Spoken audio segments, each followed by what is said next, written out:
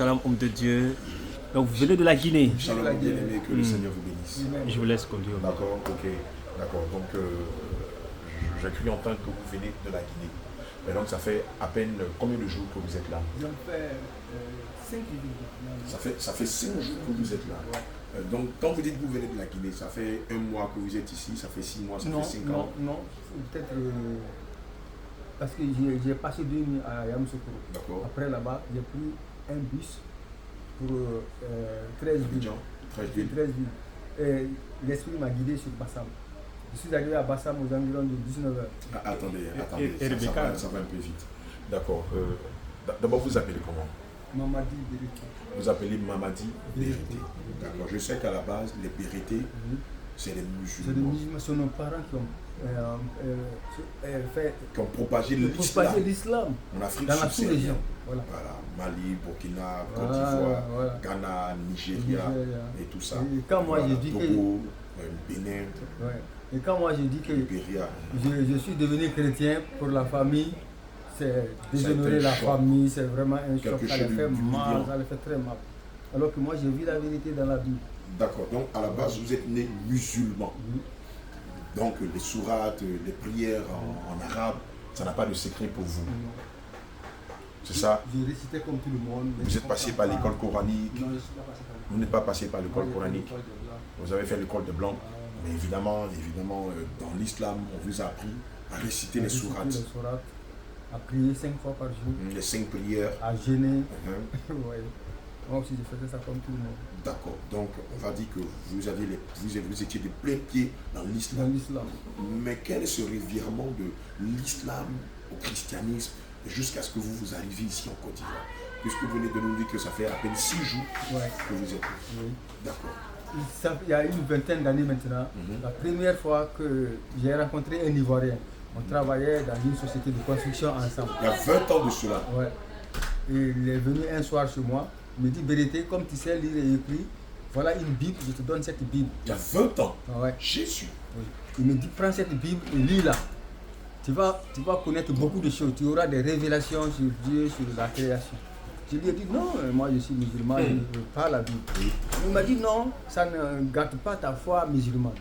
Comme ça, en tout cas, il est arrivé à me convaincre, j'ai pris la Bible. Et quand j'ai pris la Bible, j'ai commencé à lire, c'était très intéressant. Je comprenais des choses que je n'avais pas compris dans l'islam. J'ai compris tout de suite comment Dieu a créé le monde, qu'est-ce qui s'est passé, Adam et Ève. Wow. C'était très intéressant. Maintenant, la Bible, vraiment, je l'ai pris. Il n'y a pas un moment, quand j'ai un temps libre seulement, je lis la Bible. Plongez vos regards dans la parole de Dieu. Voilà. C'était devenu comme une passion. Comme une passion pour moi. De méditer la parole de Dieu, de découvrir ce que Dieu avait fait. Qu'est-ce qui s'est passé depuis le début? Le jardin d'Éden, la création de l'humanité, les 6 jours de la création, le déluge avec Noé et sa famille. C'est des choses que le Coran n'explique pas. Non, ça n'explique pas ça. Et vraiment, ça m'a beaucoup attiré.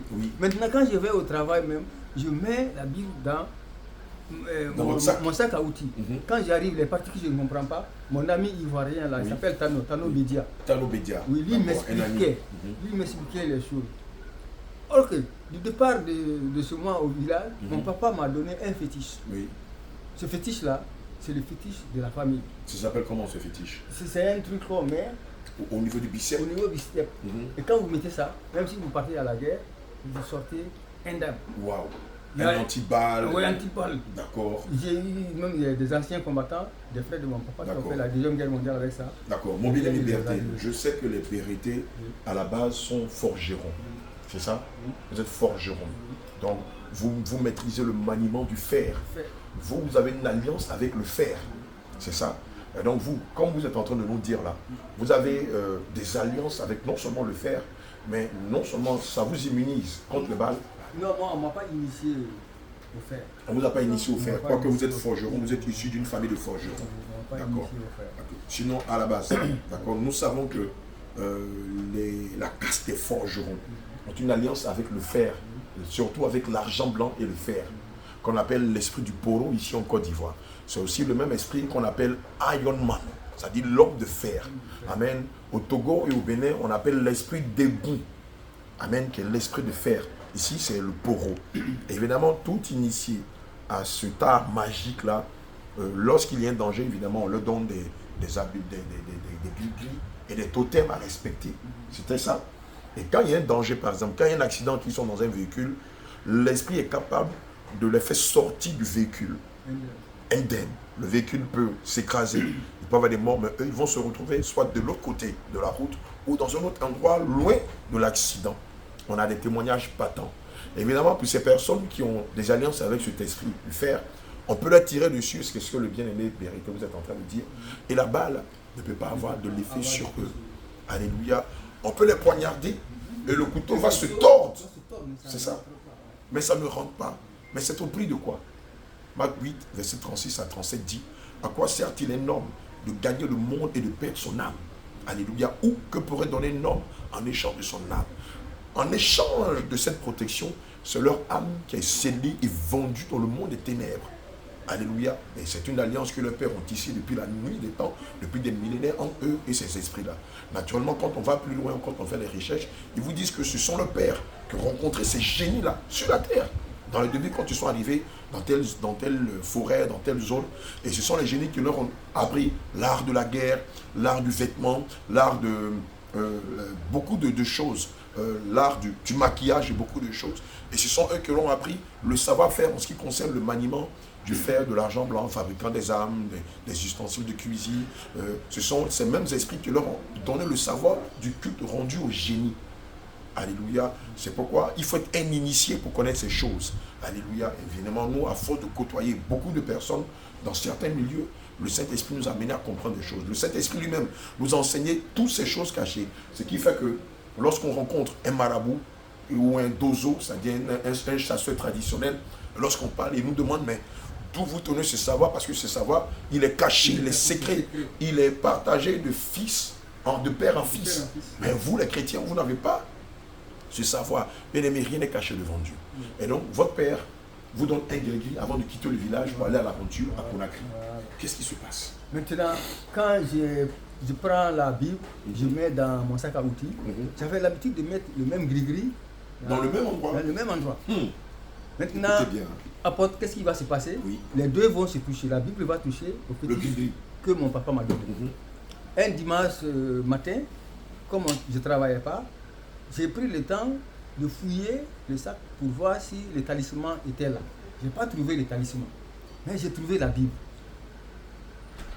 J'ai fouillé encore, je n'ai pas trouvé le talisman.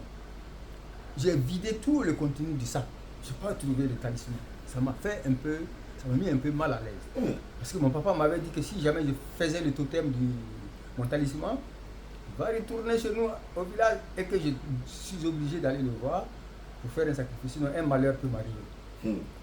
Et je suis dans ça, c'était en mois d'août 88. En 88 En 88. Un soir, vers 3h du matin, il pleuvait. Il pleuvait fort. Il pleuvait de telle sorte qu'il y a eu un coup de tonnerre. Ça m'a paru que, comme si le tonnerre était tombé derrière l'immeuble où j'habitais. Le tonnerre. Le tonnerre. Je veux que vous mettiez une pause. On va revenir sur le fait que vous avez mis la Bible dans votre coffret, puisque vous étiez maçon, dans le sac à outils. Voilà. Et dans le même sac à outils, il y avait votre talisman, qui était un anti-balle, un anti-couteau, et tout ça. Et le talisman, qui était une protection que votre père vous avait donnée depuis votre enfance, a disparu. Bien aimé, ça nous rappelle quelque chose dans le passage de 1 Samuel 5, verset 1 à 12. On va lire le passage avant que l'homme de Dieu Bérité, le bien-aimé Bérité, ne continue. Il est dit: les Philistins prirent l'arche de Dieu et ils la transportèrent d'Ebenezer à Asdod. Après s'être emparés de l'arche de Dieu, les Philistins la firent entrer dans la maison de Dagon et la placèrent à côté de Dagon. Le lendemain, les Asdoniens, qui s'étaient levés de bon matin, trouvèrent Dagon étendu, la face contre terre, devant l'arche de l'Éternel. Il prit Dagon et le remirent à sa place. Tu peux passer. Amen. Au verset 4, voilà ce qu'il est écrit. Le lendemain encore, nous sommes en train de lire tout le passage de 1 Samuel 5, verset 1 à 12. Le lendemain encore, s'étant levé de bon matin, il trouvait Dagon étendu la face contre terre devant l'arche de l'Éternel.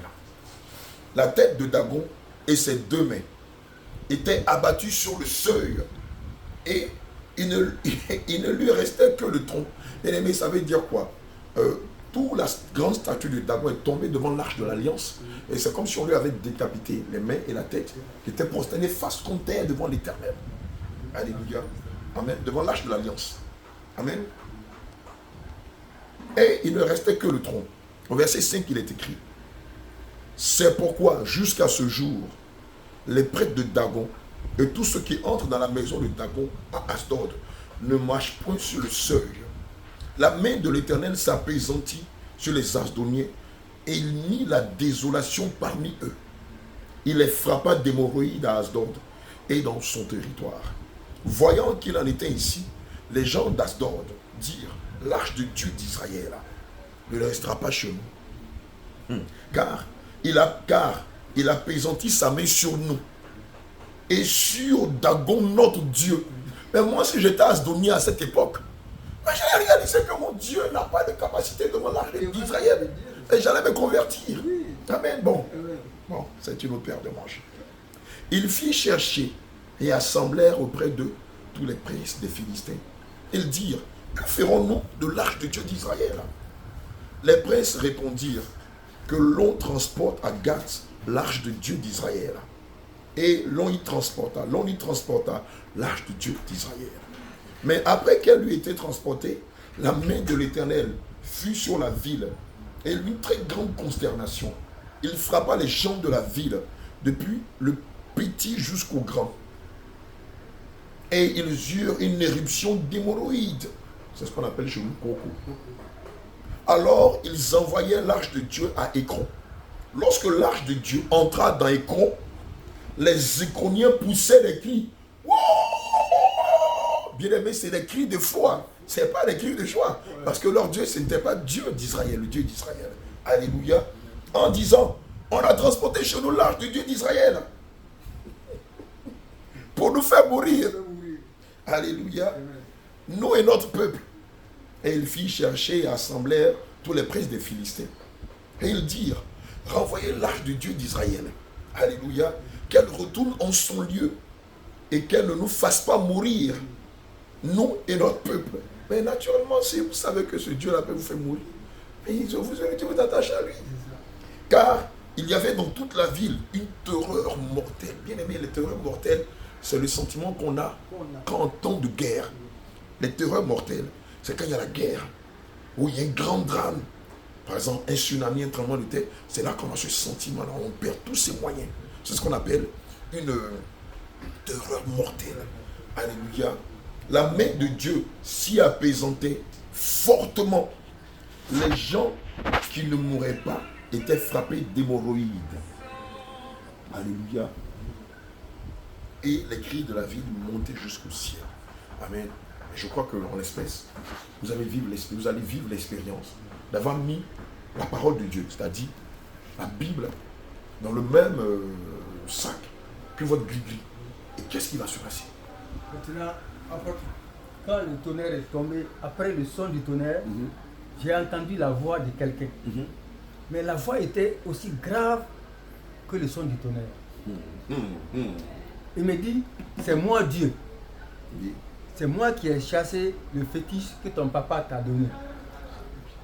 Tu ne sais pas que le fétiche que ton papa t'a donné est l'œuvre du diable? Que la Bible est ma parole. Pourquoi tu prends ma parole, tu mets avec l'œuvre du diable? Comme tu ne sais pas, il ne faut plus recommencer.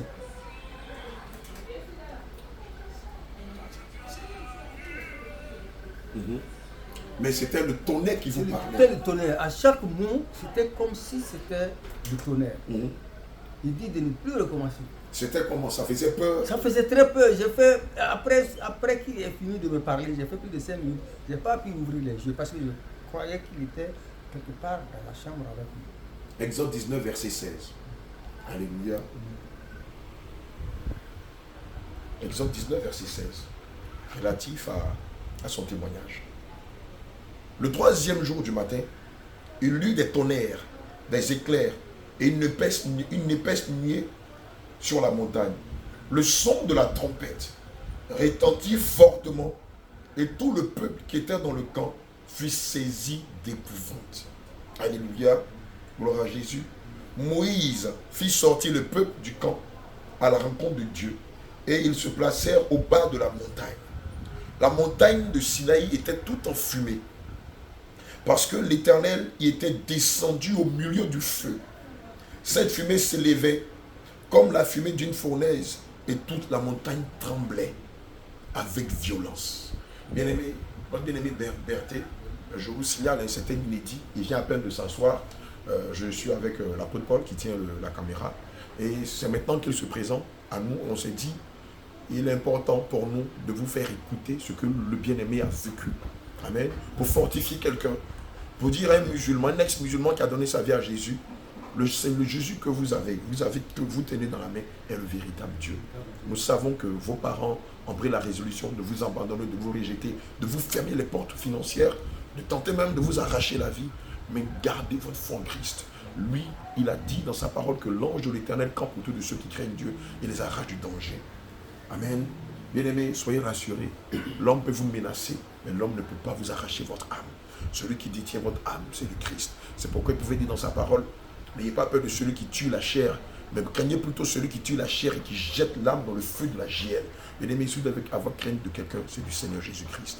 Alléluia. Ex-musulman qui a donné ta vie à Jésus, sois fortifié. Mais tiens le bon bout, parce que c'est pas encore fini.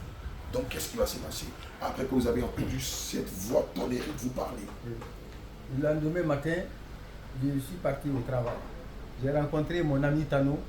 Je lui ai raconté ce qui s'est passé avec moi. Oui. Il m'a dit que lui, il n'a jamais entendu ça.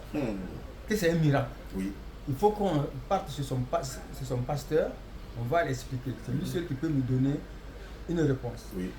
Le soir, vers 19h, on est parti sur son pasteur. Son pasteur appartenait à une église protestante, à Koléa. C'est en Guinée. En Guinée. À Koréa. À Koléa. C'est une on appelle, ville, c'est un village. On appelle, dans la capitale, le quartier, on appelle ça Koléa. Ok, Koléa. Voilà. Rebecca n'est pas là. La fille Rebecca n'est pas là. D'accord, ok. Arrivé chez le pasteur Joseph, il s'appelait Joseph. Moi, je me suis expliqué. J'ai dit au pasteur tout ce qui s'était passé avec moi. Quand j'ai fini d'expliquer au pasteur Joseph, vraiment, il était ébahi. Dépassé. Il s'est mis à genoux. C'est la première fois que je vois un chrétien prier. Il a fermé les yeux. Il a prié. Quand il a fini de prier, il a ouvert les yeux. Il m'a regardé. Il dit, mon fils, que la voix que tu as entendue, c'est la voix du Dieu créateur des cieux et de la terre. Alléluia. Que Dieu t'aime. C'est parce que Dieu t'aime qu'il a chassé de chez toi ce que ton papa t'a donné, qui est l'œuvre du diable. Que maintenant, mon fils, si tu veux, viens prier avec nous. On ne te force pas. Mais viens prier avec nous. Ne crains plus le fétiche que ton papa t'a donné pour te faire quelque chose. Parce que Dieu t'a parlé. Je dis d'accord, pasteur, je viendrai prier avec vous. Et le premier dimanche, je suis parti avec eux. Ils m'ont converti. Je suis devenu un membre de l'église. À chaque fois qu'ils ont des réunions, je vais. À chaque fois qu'ils ont des prières, je vais. Mais voilà ce qui va se passer à Port. Moi, je suis quelqu'un je suis un peu direct. Ça veut dire que quand j'embrasse quelque chose, je ne sais pas faire les choses à moitié. Quand je dis je vais faire telle chose, je le fais bien, je le fais jusqu'au bout. Je suis totalitaire. Oui. Quand je vais à l'église, je regarde ce que l'église fait. Et quand je retourne à la maison, je prends la Bible, je lis, je vois que... Comme le peuple de Béret. Je vois qu'il y a un peu de différence. Je n'étais pas satisfait de la manière que eux, ils adoraient le Seigneur Jésus. Mais je n'étais pas satisfait. En tant qu'ex-musulman qui venait fraîchement d'être converti. Voilà, je voyais une différence. Mais vous avez déjà commencé par méditer la Bible. Oui.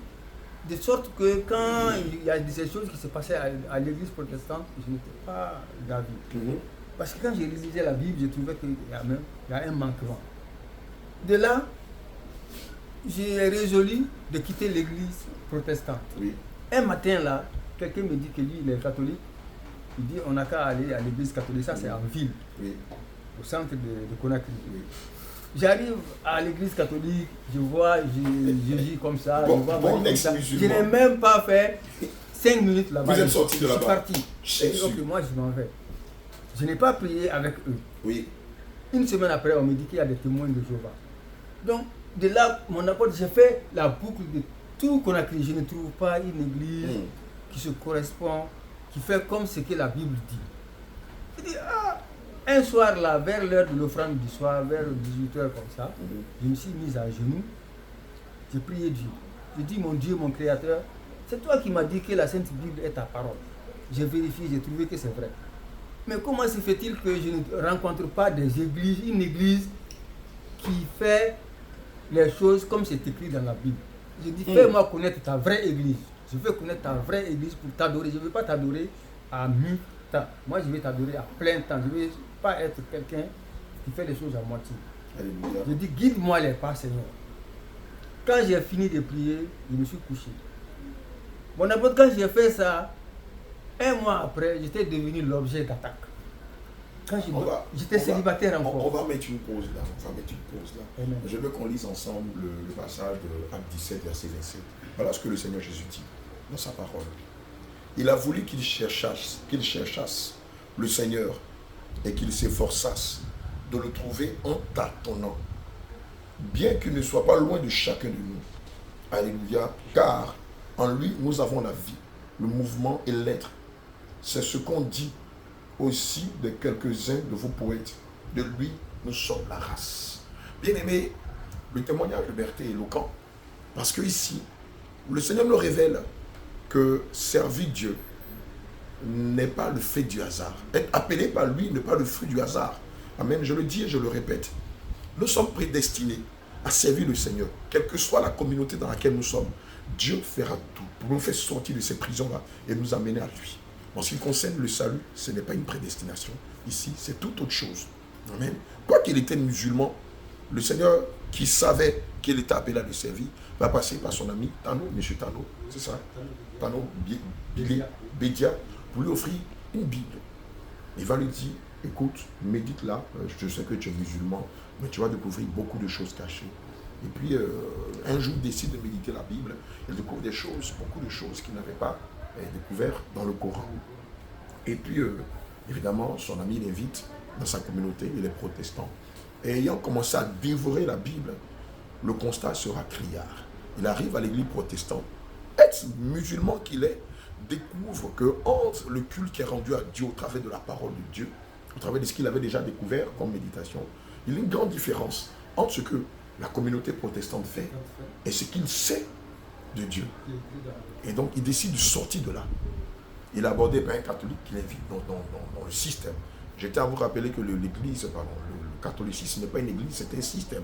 Tous les prêtres le savent, c'est un système qui est opposé à la doctrine de Christ. Amen. Ils enseignent là-bas ce qu'on appelle des dogmes. C'est un ensemble de pratiques, de rituels qui sont calqués sur la magie blanche, qui sont un peu en emphase avec la magie noire, c'est-à-dire le fétichisme en pays africain.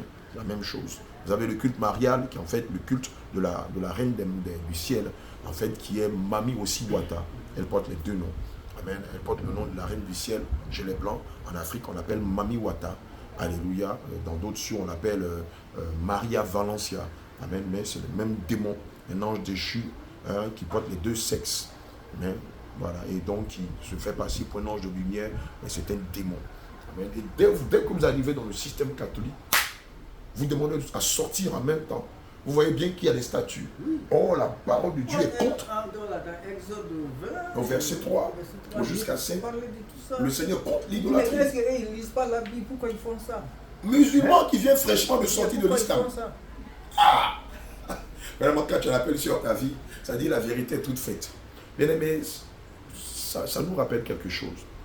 Tous les enfants de Dieu qui sont marqués du sceau du Saint-Esprit, je n'ai pas parlé des religieux. C'est comme si la vérité était marquée dans leur cœur. Quoique ils n'ont pas un bon ensemble de vues de la parole de Dieu, mais quand quelque chose est faux, ils vous le disent, ils disent ça, c'est pas vrai. Ça, évidemment, le discernement vous pousse à dire que non, ça là, c'est pas Dieu. Et quoiqu'il n'était pas né de nouveau, quoiqu'il ne savait rien de la sainte doctrine, cette vérité, elle était en lui, elle était enfuie dans son âme. Et vous allez à l'église catholique, on vous présente le culte marial. Vous ne faites même pas une minute là-bas. Vous dites à celui qui vous a invité, m'a pris. Alléluia. Et une semaine après, Oui. vous tombez. C'est le témoin de Jéhovah. Qu'est-ce qui se passe là?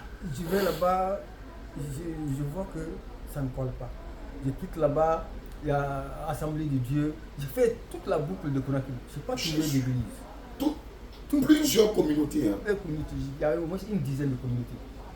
Donc ça a pris au moins 2 ans comme ça. Je n'ai pas trouvé de communauté. Un musulman qui a soif de Dieu. Voilà. À Mais qui je ne pouvais pas régner à ma foi chrétienne parce que Dieu m'a parlé. Il me dit que la Bible c'est sa parole. Oui. Et j'ai entendu sa voix. Oui. Personne ne pouvait me dire que Le contraire. Dieu a une autre parole hors de la Bible. Oui. Maintenant, qu'est-ce que je fais? Je me confie en lui-même. Vers le soir, vers 18h, à l'heure de l'offrande du soir, je me suis mis à genoux, j'ai prié Dieu. Je dis, ah mon Dieu, mon Créateur. Qu'est-ce que vous appelez l'offrande du soir? L'offrande, c'est à l'heure de l'offrande du soir, je pense dans l'Ancien Testament, les, Élie ou Élisée faisait ça. voilà, les sacrificateurs, pour enlever les péchés du peuple, Oui. offraient des offrandes, C'est ça, faisait des des sacrifices d'animaux. sacrifices d'animaux Amen. pour enlever les péchés. C'est ce qu'on appelle les sacrifices du soir. Voilà. Aujourd'hui, on va les remplacer par les prières. À la prière. Amen. Alléluia. Amen. Après avoir prié, j'ai demandé à Dieu de me montrer sa vraie église. J'ai dit, mon Dieu, mon Créateur, je veux connaître ta vraie église. Avant qu'on en arrive, mon bien-aimé Bertrand, on ne va pas aller vite en besogne. Dites-nous, Oui. nous savons que lorsqu'un musulman quitte l'islam, renonce à l'islam, aux 7 piliers de l'islam, renonce aux 72 vierges, renonce au vin, à l'alcool que Allah leur promet au paradis, à l'alcool et aux orgies sexuelles, la tête de la personne est mise à prix. Vous n'avez pas vécu ça? J'ai vécu ça. On m'a envoyé d'abord au départ, comme j'étais d'une grande famille, on a envoyé des imams me prier de renoncer à ce que j'ai fait, qu'on m'a lavé le cerveau. Que les gens m'ont lavé le cerveau, il faut renoncer. Ils envoyaient des imams, des amis, et ils ont vu que je m'entêtais, ils ont commencé à prendre ça au sérieux, mais ils ne m'ont pas menacé à mort pour le moment. J'ai continué avec eux comme ça, mais ils ont commencé quand même à freiner parce que moi j'étais comme un entrepreneur, j'avais une entreprise de construction, j'avais des maçons, je travaillais. Au lieu de me donner du travail maintenant, on me donnait plus du travail. Ils ne te donnaient plus de marché. Ils me donnaient plus Beaucoup de de marché. bien-aimés qui ont abandonné l'islam et qui étaient dans plusieurs secteurs d'activité ont eux aussi été victimes de la même chose, c'est-à-dire de la diabolisation de leurs activités socio-professionnelles.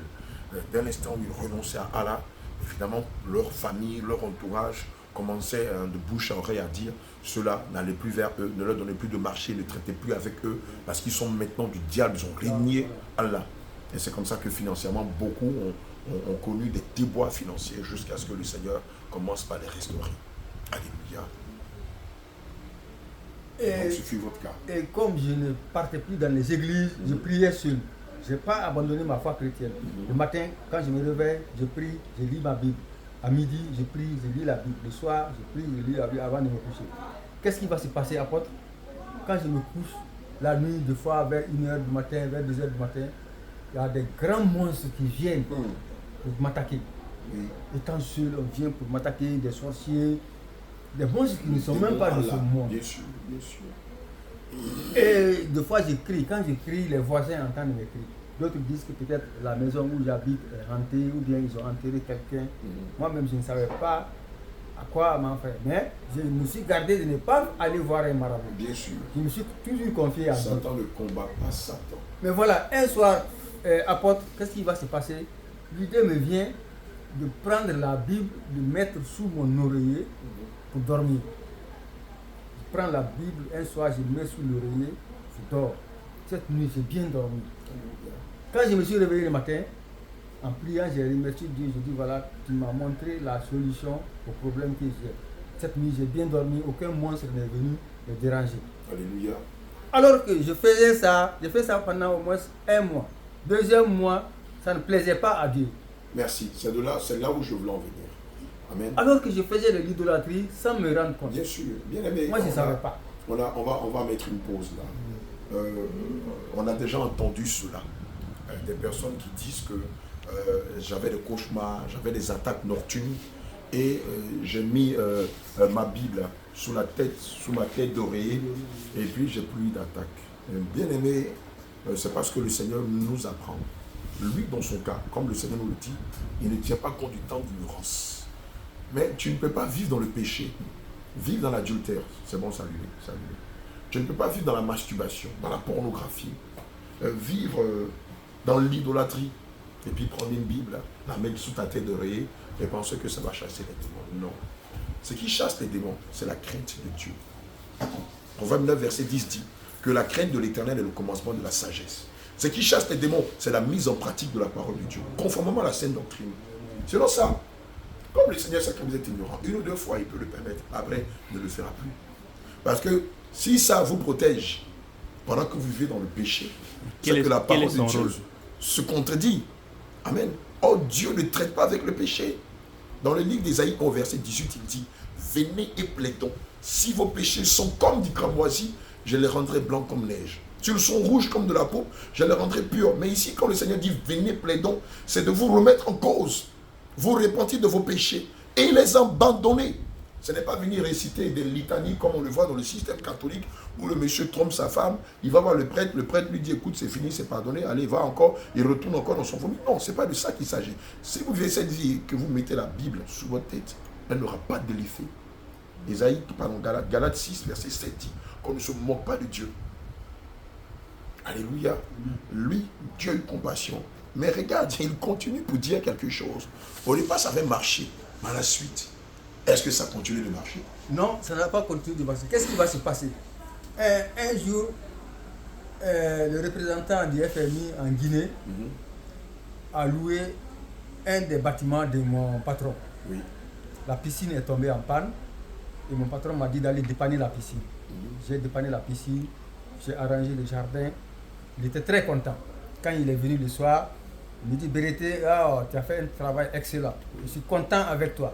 Demain matin, à la première heure, viens ici, on va aller ensemble à mon bureau en ville. Je vais te donner un chèque. Tu vas aller chercher ton argent à la banque centrale. Je dis merci, patron. Maintenant, je me réveille le matin. Je prépare mon petit déjeuner. Et le temps de... J'ai fini de déjeuner. Je prends la Bible, je vais lire. Le courant de la maison est coupé. Je me lève directement, je prends une bougie. J'allume à même la table. C'était une table à plastique. J'ai allumé la bougie sur la table sans me rendre compte. J'ai lu la Bible. Quand j'ai fini de lire la Bible, j'ai fermé la Bible. Je suis sorti précipitamment sans éteindre la bougie.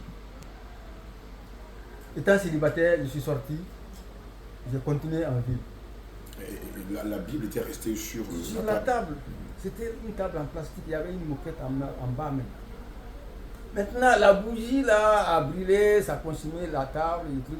Mais je me suis rendu compte de ça que quand je suis revenu le soir, je rentre dans la cour, je vois les voisins assis. On me dit, monsieur Bérété, votre maison a brûlé. On ne sait pas la provenance de l'incendie. On a vu seulement la fumée sortir par les vitres. Nous, on s'est levé, on a forcé la porte. Heureusement pour vous, le feu, l'incendie ne s'est pas éteint. Sinon, dans la cuisine, il y avait une bouteille, une bonbonne de gaz. L'incendie s'est éteint ou ça ne s'est pas éteint? Ça s'est éteint. Quand ça a fini de brûler la table et autres, ils ont sorti tous les effets et ils ont éteint ça. Mon apôtre, je suis dans ça, je suis assis sur l'escalier avec les voisins, je regardais les choses qu'ils ont mis dehors. Toutes vos affaires. Je vois quelque chose comme mon poing, comme ça, noir. Je m'approche, je ramasse, je fais comme ça, je trouve de la cendre, mais à l'intérieur, je trouve 2 Corinthiens, un verset biblique. Toute la Bible avait brûlé, mais il restait quelque chose pour témoigner que c'était la Bible. Quand j'ai vu ça, apôtre, je me suis effondré, je suis tombé. J'ai commencé à pleurer, j'ai dit, ma Bible a brûlé, oh ma Bible a brûlé. Il y avait un voisin là, Moussa. Il m'a dit, mais toi, ça ne va pas chez toi, la Bible. C'est comme que c'est 2000, même demain je peux t'envoyer une Bible. Je dis non, tu t'imagines, une Bible qui brûle, ma Bible qui brûle dans l'incendie, je dis c'est très grave. Je n'ai pas pu tenir. Ils m'ont aidé, je suis rentré. Le lendemain, je suis allé au bureau, j'ai expliqué à mon patron que ma maison a brûlé. Je ne lui ai pas parlé de Bible. Il me dit d'accord, fais un bond, tu vas renouveler tout ce qui était dans le salon. J'ai fait un bond. J'ai refait les mêmes choses. Celui qui revenait dans ma maison une semaine après, si on ne lui dit pas que la maison avait brûlé auparavant, il n'allait pas se rendre compte. Maintenant, je suis dans ça. À 18h encore, Je me suis couché sur la moquette et j'ai prié. Quand je me suis couché, le sommeil m'a pris. Quand le sommeil m'a pris, c'était comme s'il n'y avait pas les 4 minutes. Je voyais 2 personnes qui venaient vers moi. Ils ont quitté le soleil couchant, l'ouest. Ils progressaient vers moi comme ça. Arrivés à mon niveau, ils se sont assis sur la moquette. Il y a un Dieu qui a pris la parole. Il me dit, vérité, Dieu nous envoie te dire que c'est lui qui a fait que ta maison a brûlé et avec ta Bible. Je dis, ah bon? Il a répondu, il dit que oui. Que parce que ce que tu faisais avec la Bible, tu as pris comme si la Bible te protégeait. Que la Bible ne protège personne. Que la Bible, c'est un objet, c'est un outil. Tu te sers de ça pour connaître la parole de Dieu et pour la mettre en pratique. Que la Bible ne protège personne. Ce que tu faisais, c'est de l'idolâtrie. Que comme tu ne connaissais pas, il ne faut plus recommencer. Wow. J'ai dit d'accord, je ne recommence pas. Quand ils ont fini de me parler, apôtres se sont levés, ils sont partis. Je crois que l'apôtre Paul veut poser des questions. Alléluia. Vous voyez? Dans ça, j'ai compris que ce que je faisais, c'était de l'idolâtrie. Oui. Et après ça, j'ai continué ma vie chrétienne. Je n'ai pas renoncé. J'ai continué ma vie chrétienne. Et c'est là, jusqu'en l'an 2000. Parce que moi, j'ai fait tellement d'expériences avec le Seigneur. J'aurai le temps de vous faire le témoignage. Ça pourra édifier beaucoup de chrétiens Au nom de Jésus. qui vont m'écouter. Pour savoir que la religion chrétienne, c'est la seule religion qui conduit au Dieu créateur du ciel et de la terre. Au nom de Il n'y a Jésus. aucune religion qui conduit à Dieu.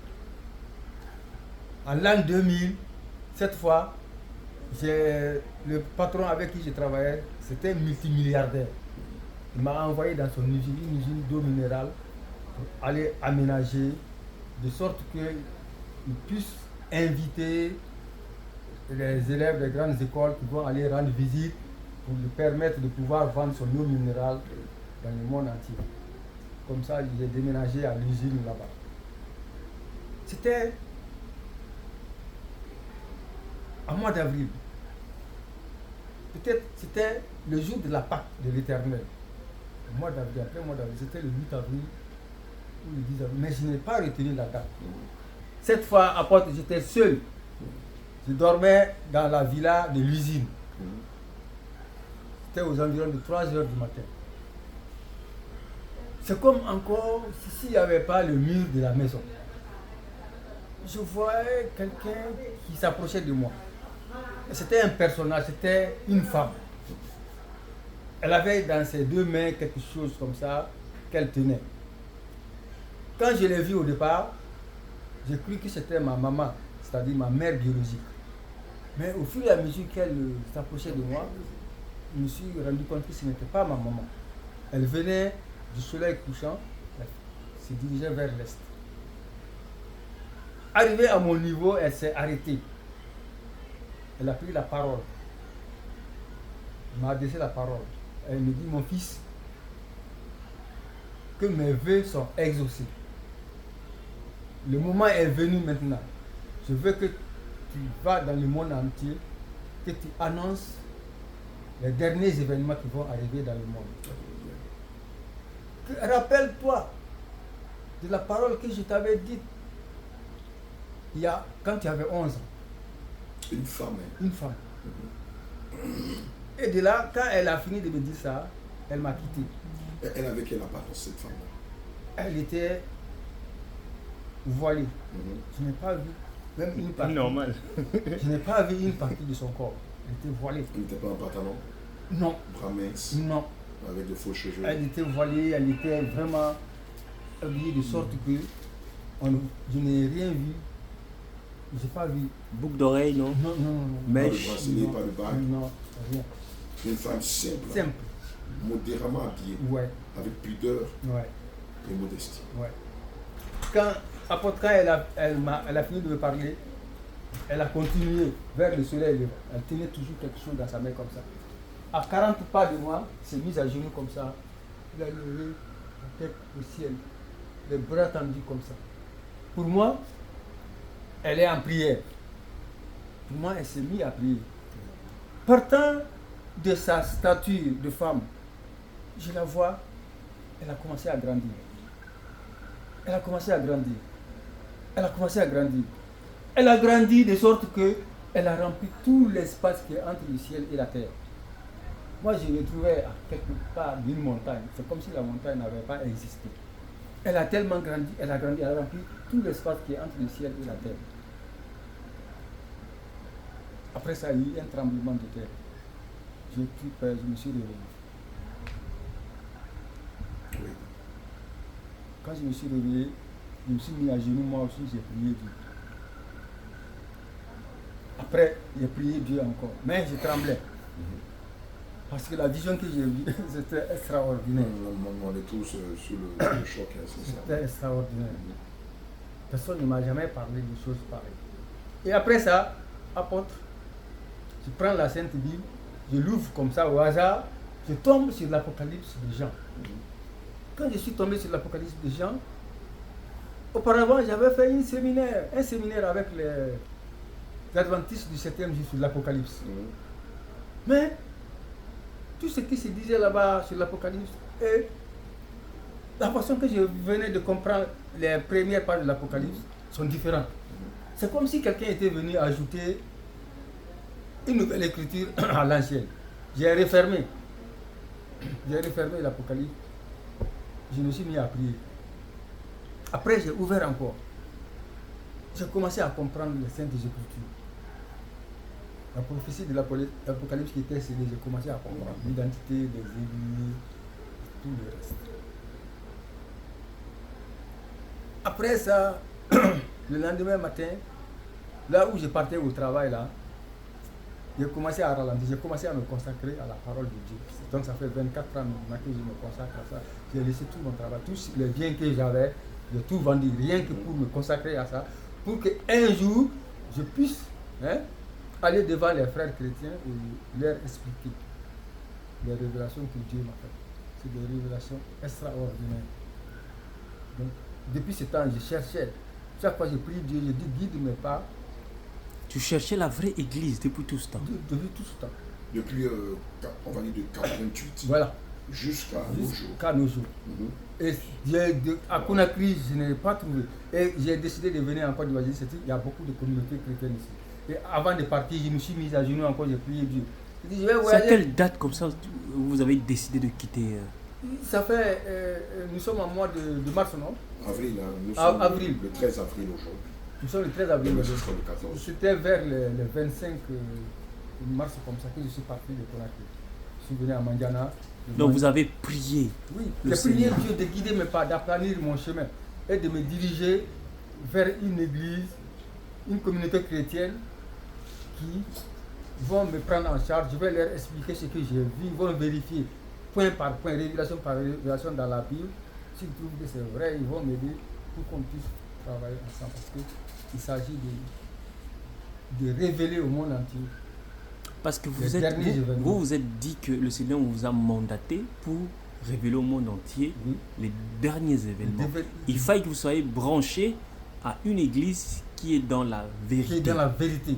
Et c'est ce que j'ai dit à Dieu, guide mes pas. Et de ce qui est mon voyage, Yamoussoukro, à 13 villes, l'Esprit m'a dit, va à Bassam. Hein? Attendez. Vous n'êtes jamais venu ici auparavant? Non, c'est pas ici. Vous ne nous avez jamais vus sur les réseaux sociaux. Avant de partir de la Guinée, vous faites une prière au Seigneur Jésus-Christ.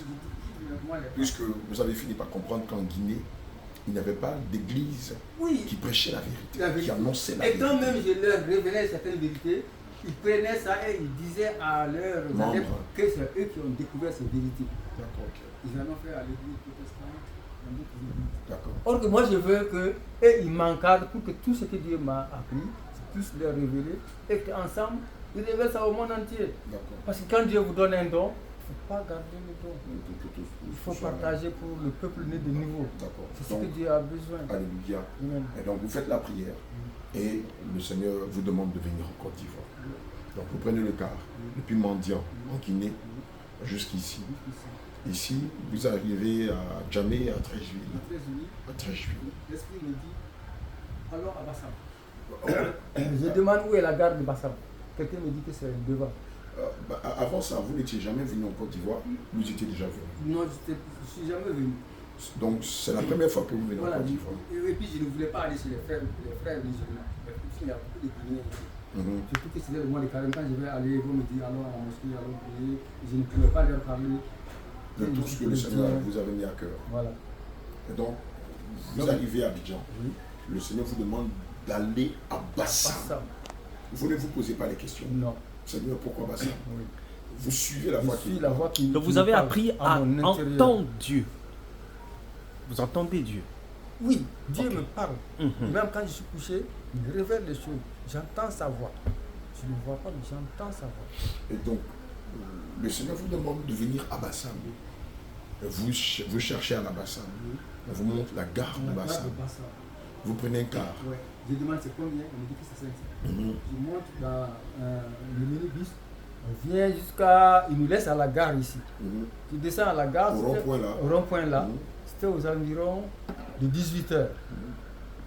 Maintenant, je n'étais pas inquiet, je n'avais pas peur. J'ai pris Dieu, j'ai dit, je suis descendu à Bassam. Maintenant, guide-moi les pas vers une église. Guide-moi les pas vers une église, vers une communauté chrétienne. Je suis dans ça, j'ai fait plusieurs églises. J'ai vu des églises, mais personne n'a accepté de me recevoir. Depuis une semaine que vous êtes là? Non, le jour de mon arrivée même. Le jour de mon arrivée même.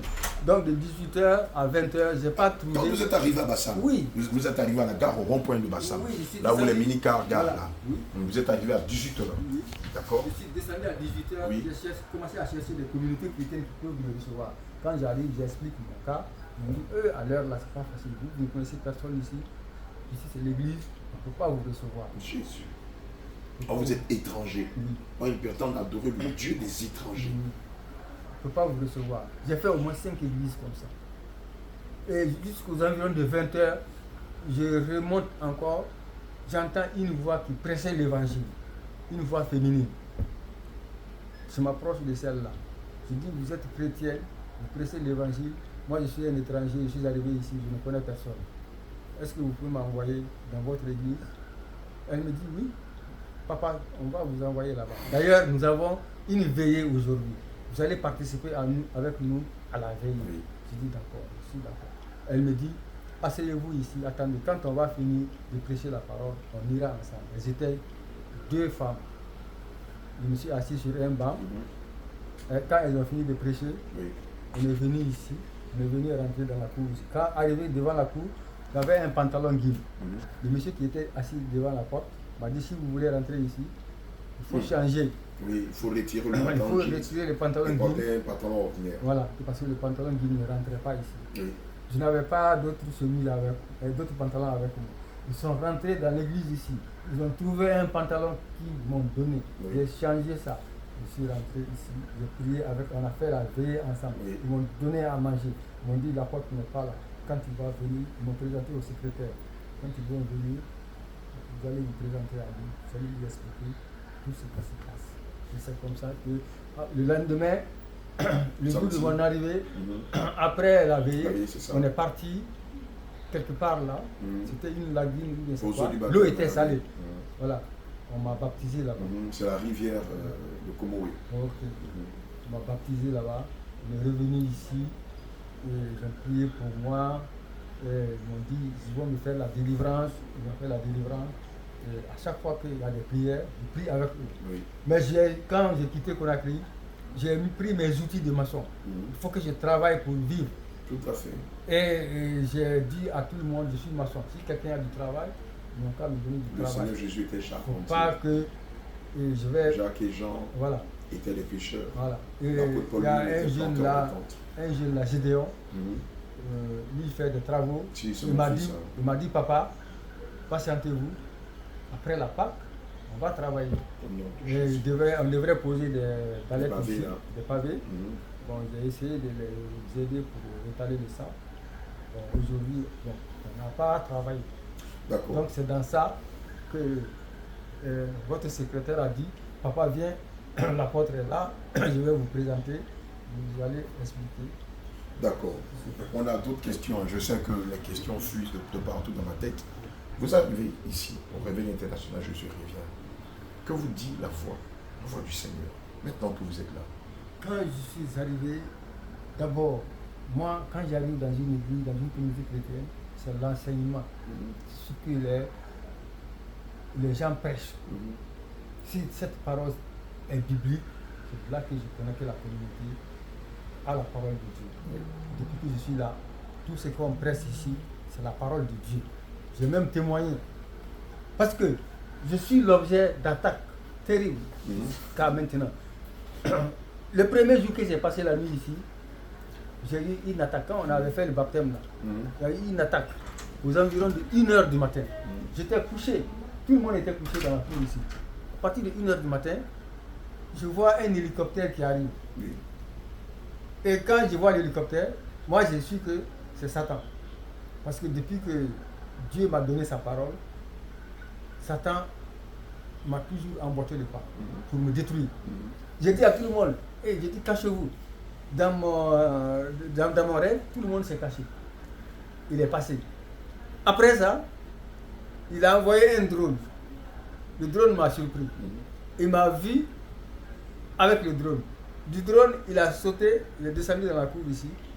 Je voulais fuir, il a tiré un coup de fusil. Ça m'a atteint à la colonne vertébrale. J'ai dit, je vais faire semblant, comme si j'étais mort.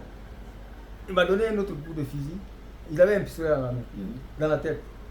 Après, il dit maintenant, voilà un coup de grâce, un troisième coup. J'ai fait le témoignage ici. Et quand j'ai fait le témoignage, il y a eu une autre sœur, la sœur même avec qui nous sommes venus ici. Elle-même, elle a eu la même révélation. Où des ennemis étaient rentrés dans l'église, ils ont embobiné tout le monde, ils ont fait descendre tout le monde dans l'eau. Beaucoup étaient là, morts, ils ont couvert de draps et autres. Ouais, j'ai fait ce témoignage ici. Et vraiment, j'ai dit de prier pour moi, j'ai prié pour moi. Parce que depuis que Dieu m'a fait les révélations, Satan a pris la forme d'un de mes cousins d'enfance avec qui on partait à l'école. Lui s'appelle Lagier. Maintenant, il me dit, je suis Lucifer Lagier. J'ai essayé de te tuer 3 fois en me servant des femmes. Donc à chaque fois, il m'attaque. Mais depuis qu'on a fait les prières là, je ne veux plus, ça fait une semaine. D'accord. Maintenant, la foi qui vous parle, est-ce que la foi vous a confirmé que l'Église est son Église? Oui, il l'a infirmé. La foi ne m'a pas parlé de l'Église d'abord. Mais moi-même, d'abord, par toutes les prières qu'on fait ici, par ce qu'on presse, je sais que cette Église est l'Église de Dieu. Et il y a de ces choses même que moi je n'avais pas découvert, telles que les boucles d'oreilles, les bagues, je n'en porte pas. Mais je vois que c'est correct parce que c'est la parole de Dieu, c'est écrit dans la Bible.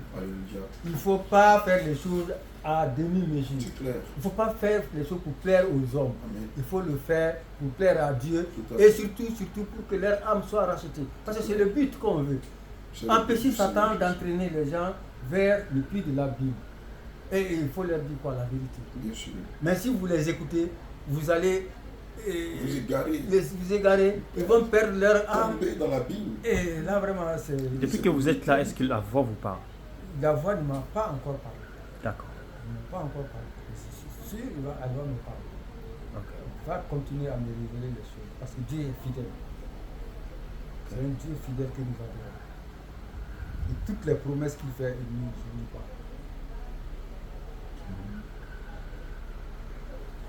Alléluia. Bien aimé, le livre de Romains 8, verset 28 dit ceci. Nous savons du reste que toute chose concourt au bien de ceux qui aiment Dieu, de ceux qui sont appelés à son dessein. Amen. C'est une grâce que notre bien-aimé mérité soit venu ici. C'était dans le plan du Seigneur Jésus-Christ. Je veux vous mettre à l'aise en vous disant que ce n'est pas en vain que le Seigneur a permis que vous soyez là. Parce que moi, je me rappelle, il y a quelques années, le Seigneur nous avait promis, et cette promesse est toujours d'actualité d'ailleurs, qu'il fera venir toutes ses brebis. Je dis bien, il nous a dit qu'il fera venir toutes ses brebis dans sa bergerie. C'est-à-dire ici au réveil. Vous n'êtes pas le seul Guinéen. ma fille Rebecca, qui vient de Rebecca, même histoire. Voilà, même histoire. La voix l'a guidée à Bassam. La voix lui a dit, le Seigneur Grand Bassam. de venir à Grand Bassam. Et elle est venue, elle est tombée sur des églises. Après, elle est tombée sur une église où elle était séquestrée. Nous avons eu le temps de la rencontrer demain matin. Elle était séquestrée, ils l'ont utilisée comme une esclave qui leur faisait à manger, qui faisait tout pour eux, mais elle n'avait pas le droit de sortir, ils avaient bloqué son téléphone. Et puis, je ne sais pas ce que le Seigneur a fait, mais elle a pu retrouver mon numéro. Elle avait, je ne sais pas si elle a piqué le téléphone de quelqu'un dans l'église. Quelqu'un m'a appelé. Et puis, on a tracé le numéro. On est allé dans l'église. Et quand Rebecca sort de là-bas, ça a été la guerre. Mais le droit à parler, Rebecca est sortie de là-bas. Et ça fait quoi? Peut-être 3 ans que Rebecca a vécu, ou 3 ans. Rebecca vient aussi de la Guinée. Nous aurons l'occasion de la rencontrer. Mais vos témoignages sont similaires. La voix lui a dit de quitter la Guinée et de venir en Côte d'Ivoire. Aujourd'hui, elle est dans un établissement scolaire avec un très bon rendement scolaire et tout ça. Vraiment, c'est la pure grâce du Seigneur Jésus. Alléluia. Amen. Quand on lit le passage de Jean 10, au verset 27, il est écrit: mes brebis écoutent ma voix, je les connais et me suivent. Si vous êtes là aujourd'hui, c'est parce qu'à la vérité, vous êtes l'une des brebis du Seigneur Jésus. Amen. Si aujourd'hui, le risque était à refaire, c'est-à-dire quitter la Guinée, venir jusqu'en Côte d'Ivoire, rencontrer le Christ, est-ce que vous allez le faire? Alléluia. Amen. Je pense que le témoignage de notre bien-aimé vérité a été un témoignage de beaucoup d'enfants de Dieu. Il y a beaucoup de similitudes entre son témoignage et celui de plusieurs, à qui le Seigneur a dit, ceux qui étaient dans les églises protestantes ou de réveil ou pentecôtistes, le Seigneur leur a demandé de sortir de ces églises-là et de rester à la maison le temps que lui les prépare pour les amener vers son serviteur ou dans sa bergerie. Alléluia. Des personnes musulmanes ont reçu aussi le même signe que des personnes qui étaient dans des églises dites chrétiennes. Et c'est le cas de notre bien-aimé vérité. Musulman, jusqu'en 88, son ami qui est ivoirien, qui s'appelle Tano Beda, c'est ça? Tano Bedia, va lui offrir une Bible en lui demandant d'apprendre et de découvrir beaucoup de choses au travers de la Bible. Au départ, il est hésitant. Et puis, il se laisse conduire. Il lit la Bible, il découvre beaucoup de choses extraordinaires qu'il n'avait pas découvert dans le Coran. Je tiens à signaler que vous avez lu le Coran. Vous connaissez bien le Coran, parfaitement le Coran, c'est ça? Et donc, il tombe amoureux de la parole de Dieu et il s'en délecte matin, midi et soir, un peu comme un comprimé qu'on va donner à un malade pour le traiter d'une maladie quelconque. Amen. Et son ami Tano Bedia va l'inviter dans sa communauté qui à l'époque était l'église protestante. Il arrive, mais ayant eu à passer beaucoup de temps dans la méditation, il va remarquer que ce que le Christ a enseigné au travers de l'Ancien Testament et du Nouveau Testament était contraire à ce qu'il découvre dans l'église protestante. Et il en sort et il se retrouve quelques jours après dans le système catholique. Le même jour, il arrive, il ne fait même pas une minute qu'il sort de là-bas parce qu'il dit qu'il ne peut pas adorer des idoles. Et il demande même à ceux qui sont là, mais vous ne lisez pas votre Bible, musulman. Il en sort, une semaine après, il tombe sur les adventistes du 7e jour. Et c'est ça. Non, il tombe sur les témoins de Jéhovah. Voilà. Il se rend très vite que ce n'est pas ce que le Seigneur enseigne. Quelque temps plus tard, il va se retrouver chez les adventistes. Et c'est comme ça qu'il va tourner, chercher la vérité. 20 ans plus tard, à force de chercher, il réalise que ce qu'il a découvert au travers de la parole de Dieu est contraire à tout ce qu'il a connu dans toutes les églises qu'il a côtoyées. Amen, il a soif. Il a faim, le Christ, il a soif de son nom. Il veut s'abreuver à la bonne sauce. Il veut manger de la bonne chair, non pas de la chair terrestre, mais la manne qui vient du ciel. Et dans la foulée, le Seigneur qui s'était révélé à lui par des signes, par une voix tonnerrique, va lui dire, va en Côte d'Ivoire. Il s'exécute. Il n'est pas de ce genre de personne qui doute quand le Seigneur lui parle. Il abandonne tout, il claque tout, il ferme la porte à son activité parce qu'il a dit qu'il avait une activité de maçonnerie qui marchait bien, il se défendait bien. Excusez-moi, homme de Dieu, mais comment le Seigneur va prendre un étranger hein, tu as entendu la voix du Seigneur Jésus-Christ de Nazareth, qui te dira, va en Côte d'Ivoire. Et pas à Yopougon, pas à Trècheville, mais à Grand Bassam. Quand je suis arrivé à Bassam, quand je suis arrivé à Trècheville, j'étais perdu. L'esprit me dit, va à Bassam. Et c'est de là que j'ai demandé à quelqu'un, il dit, mon frère, bonjour, où est la gare de Bassam? Il m'a indiqué la gare.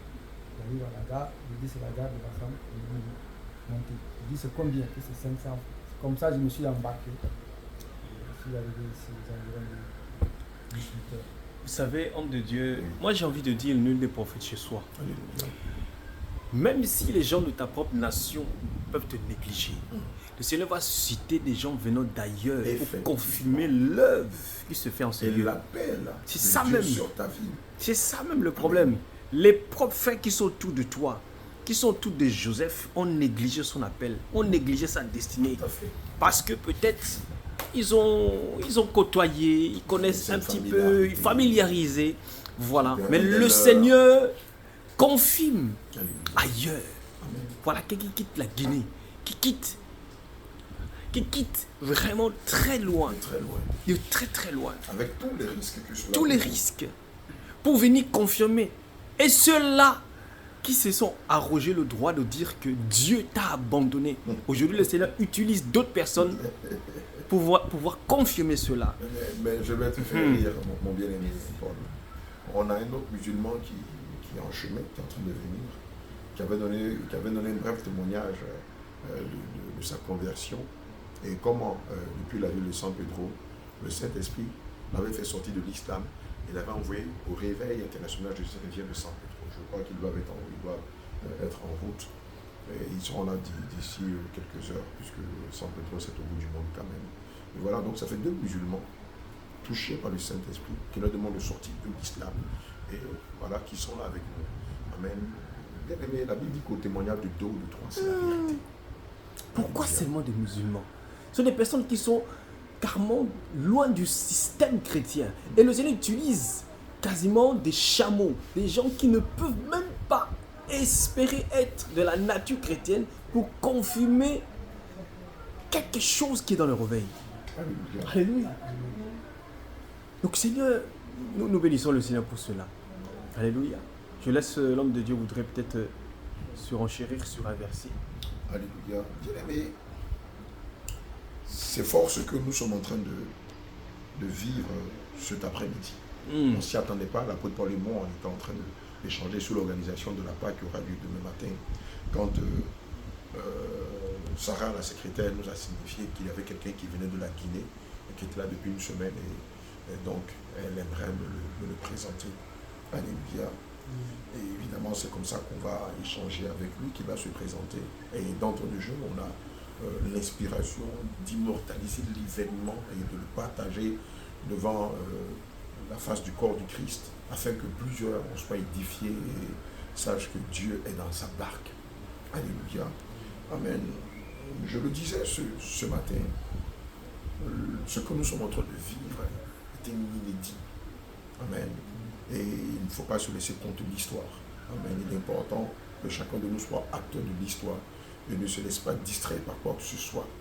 Moïse n'a pas fait l'unanimité.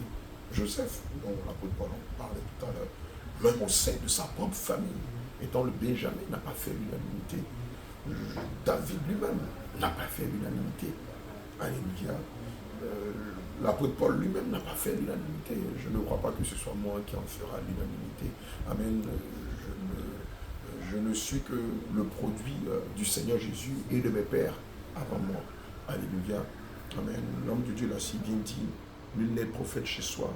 Amen. Joseph a été traité de tous les noms quand il a dit à son père et à ses frères qu'il a vu les astres se prosterner devant lui. Et son père lui a dit, donc tu veux dire que moi, ton père, je vais me prosterner devant toi. N'est-ce pas que son père s'est prosterné devant lui en Égypte? Bien aimé, quand vous avez le mandat de Dieu, l'on peut dire ce qu'il veut dire, mais soyez sérieux. Alléluia. Je tiens la barque. J'ai le volant entre mes mains et je nous conduis à bon port. Et le témoignage de Berthé ne fait que confirmer que le Seigneur est dans son œuvre. Amen. C'est l'œuvre du Seigneur. Ce n'est pas l'œuvre de l'apôtre Abraham. Alléluia. Je ne suis qu'un instrument qu'il utilise pour se glorifier et pour réveiller toutes les vierges sages. Alléluia. Il n'y a pas de capitaine dans ce bateau. Il n'y a pas trois. Il n'y a pas deux visions dans ce réveil. Il n'y en a pas trois. Amen.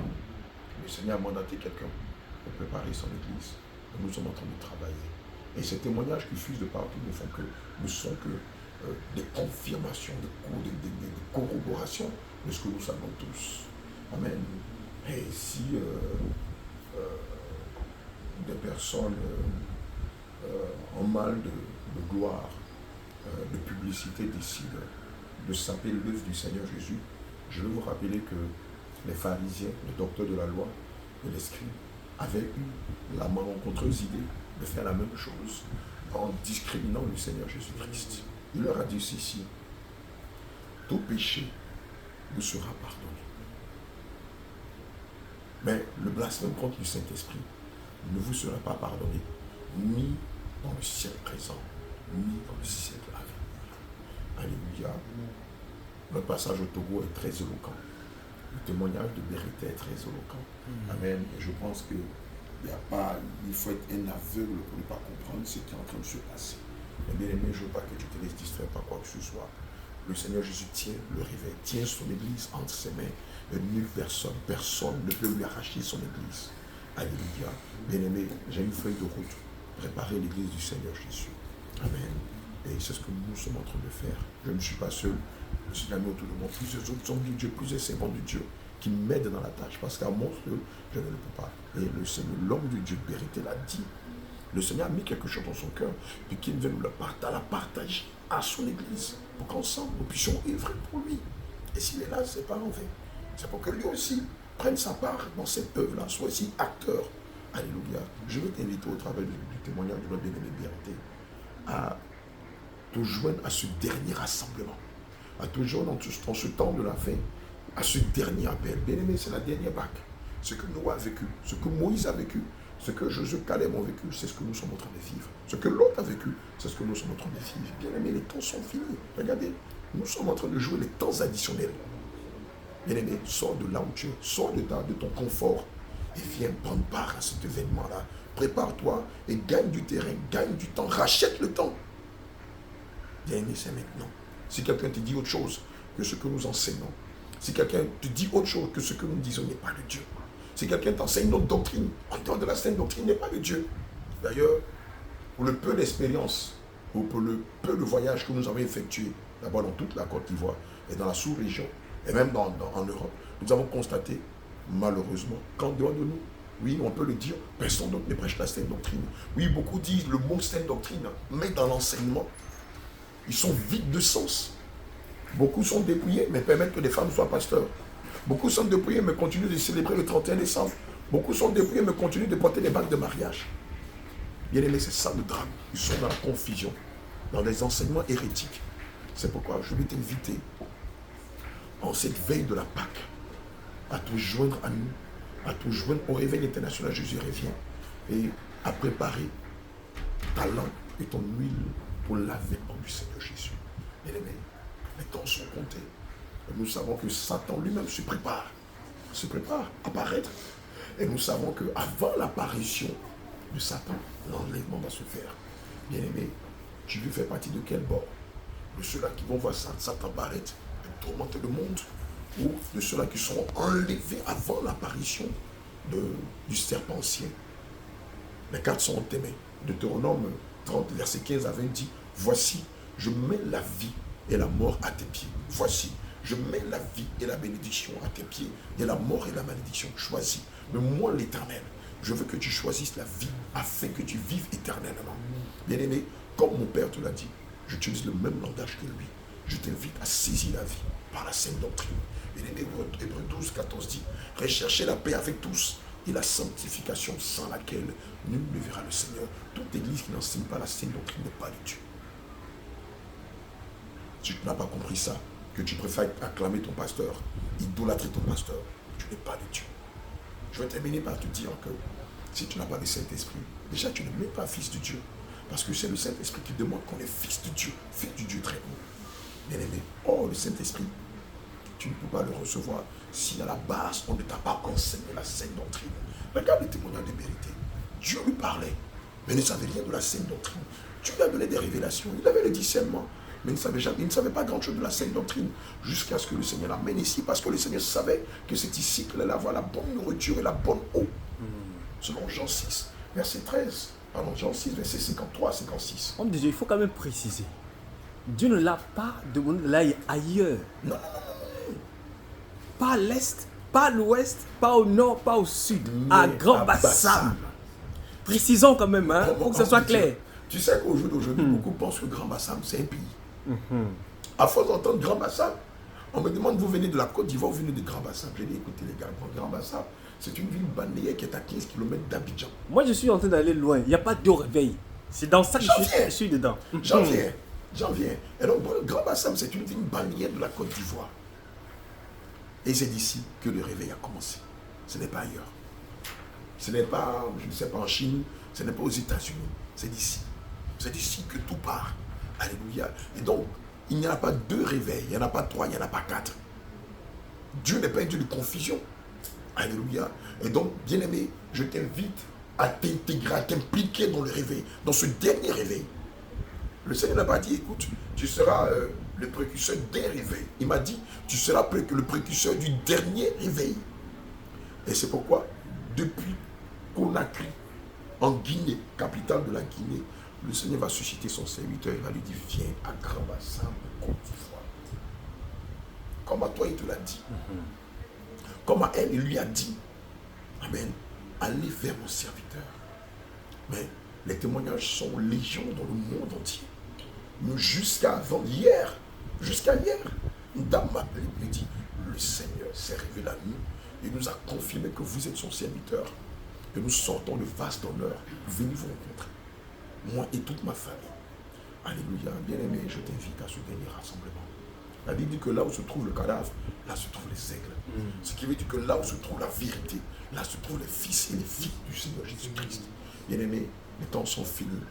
Il est impérieux pour toi de racheter les temps en abandonnant tout ce que tu sais, en abandonnant tout ce qu'on t'enseignait dans ces églises sectaires, et à venir à la saine doctrine comme un enfant, à découvrir la vérité. Elle est simple, elle n'est pas entachée de dissolution, de mélange, de cupidité, non. Elle est Christ, elle est Jésus-Christ. En elle, il y a la vie éternelle. Bien-aimé, viens, reçois la vie éternelle et prépare-toi pour le grand jour de l'enlèvement de l'épouse. Que le Seigneur te bénisse. Un dernier mot à l'homme de Dieu. Mon bien-aimé vérité. Je remercie le Seigneur de m'avoir exaucé mes prières. Il m'a guidé les pas tels que je l'ai demandé jusqu'à dans sa bergerie. Je le remercie et je le prie d'être avec le premier responsable de cette église et d'être avec tous les membres, de déverser de son esprit sur les membres de cette église et d'appeler tous ceux de ses fils qui sont à l'extérieur pour qu'ils viennent dans cette bergerie. Car il est écrit, il y aura une seule bergerie, il y aura un seul berger. Amen. Bien-aimé, la parole de Dieu dit que si vous n'y prenez garde, même que les prostituées vous dévanceront dans le royaume des cieux. L'image de notre bien-aimé vérité, c'est l'image de la prostituée. L'image de tous ces enfants de Dieu que vous voyez, c'est l'image de la prostituée. Cela dont le Seigneur parlait dans le livre de Psaume 119, pardon, Psaume 118, il disait que la pierre qu'ont rejetée les bâtisseurs devenait la principale de l'homme. Nous sommes la principale de l'homme. Alléluia. Et Christ est le détenteur de son église. Bien-aimés, venons et bâtissons cette église en nous préparant pour le royaume des cieux. Alléluia. Que le Seigneur te bénisse. Excellent week-end. Bonne année à vous. Demain matin, 8h, 8h30, nous démarrons les activités. C'est un événement solennel. C'est la Pâque dédiée à l'Éternel. Il y a un grand symbole au travers de la Pâque. Il y a la mort et la résurrection du Seigneur Jésus. Il y a la rédemption de nos péchés, le rachat de nos âmes. Il y a aussi l'alliance que Dieu tisse, qui est cyclique, qui se fait chaque an, amen, avec Israël. Viens tisser cette alliance. C'est une occasion pour nous de poser beaucoup d'actions de grâce au travers des hommes de Dieu, au travers de la veuve, au travers de l'orphelin, au travers de l'indigent, au travers de l'étranger. Bien aimé, c'est l'occasion, cette nouvelle année, de poser beaucoup d'actions de grâce. Alléluia, qui vont parler pour nous. Bien-aimés, c'est une occasion pour nous de venir renouer avec Christ, de venir tisser une nouvelle alliance avec lui. C'est le moment pour nous de venir tendre les mains vers le Seigneur Jésus-Christ afin qu'il bénisse son peuple. Et donc, je ne voudrais pas que tu te laisses compter l'histoire. Viens demain et sois acteur de ce qui va se passer. Shalom, shalom, peuple de Dieu. Que la grâce, que la paix de notre Seigneur surabonde sur vos vies. Et demain, soyons là afin d'écouter la voix de l'Éternel.